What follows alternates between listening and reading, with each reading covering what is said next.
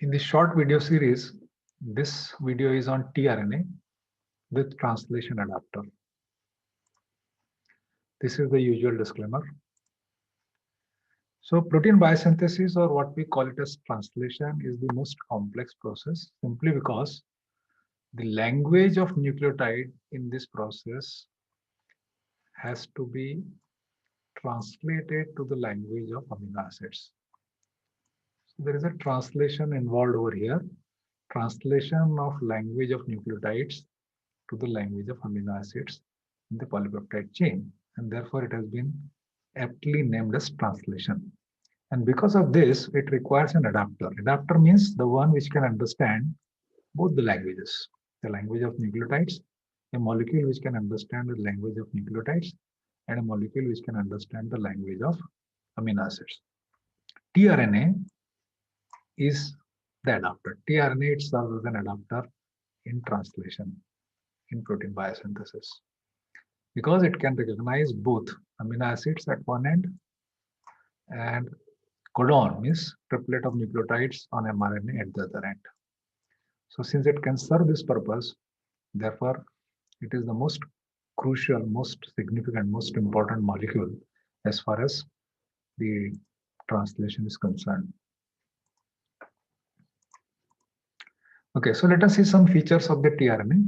tRNAs are typically smallest of the three types of RNAs present in the bacterial cell.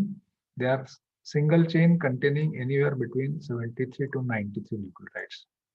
Another characteristic feature is they contain many unusual bases. These unusual bases may be present to the tune of anywhere between 7 to 15% of the total bases. And these unusual bases are usually methylated or dimethylated derivatives of the common bases A, U, C, or G present in the tRNA.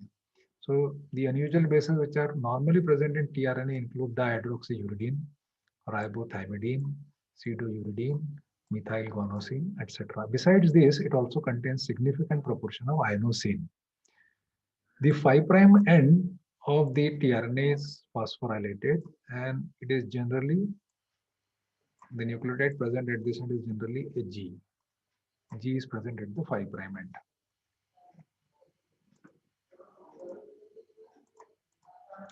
Okay. tRNA also has a lot of internal complementarity, and as a result of that, half of it remains base paired. So as and when it gets a chance, because of the internal complementarity, those regions they base pair, and it assumes a typical clover leaf-like structure. This is the structure, clover leaf-like structure of tRNA. All of you must be familiar with, right? And there are typically 4 loops. See, 1, 2, this is optional. This may or may not be there. Loop number 3 and loop number 4.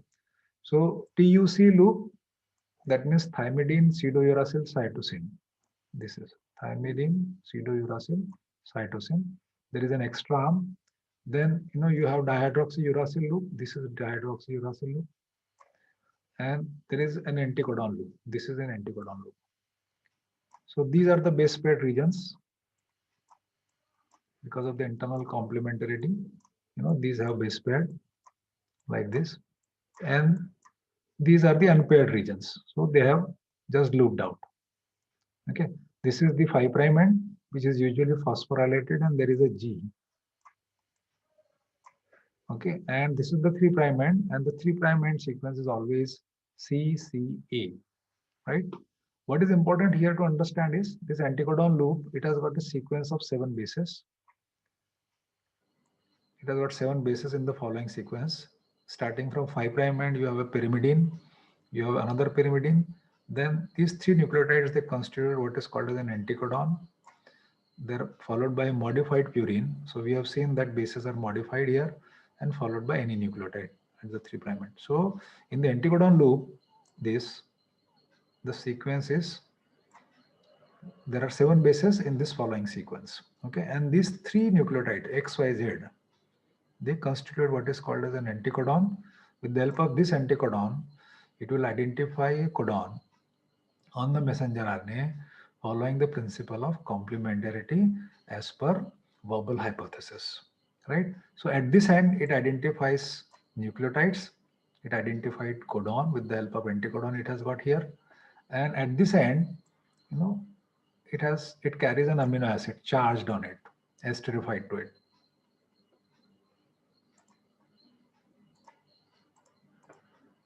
So generally the base sequence, as I just said, at the 3' end is always CCA. The terminal base at the 3' end is always A, and the terminal base at the 5' end is always a G.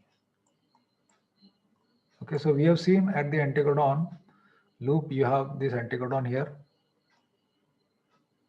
with the help of this anticodon, it identifies a codon, and an amino acid is carried here at the 3' end, esterified to the terminal A, either to carbon number 3 or carbon number 2. Okay, so this A, it has been shown over here. This is terminal A. Okay, this is inverted tRNA. Okay, so you have terminal A and either to carbon number 2 or carbon number 3. Okay, this amino acid will be esterified. So it carries amino acid at this end, and it identifies a nucleotide with the help of a codon, with the help of an anticodon present at this end. Since it can do this, it can understand both the languages. Therefore, this is called as a translation adapter, and therefore it is considered as the most significant, most crucial element as far as the translation is concerned.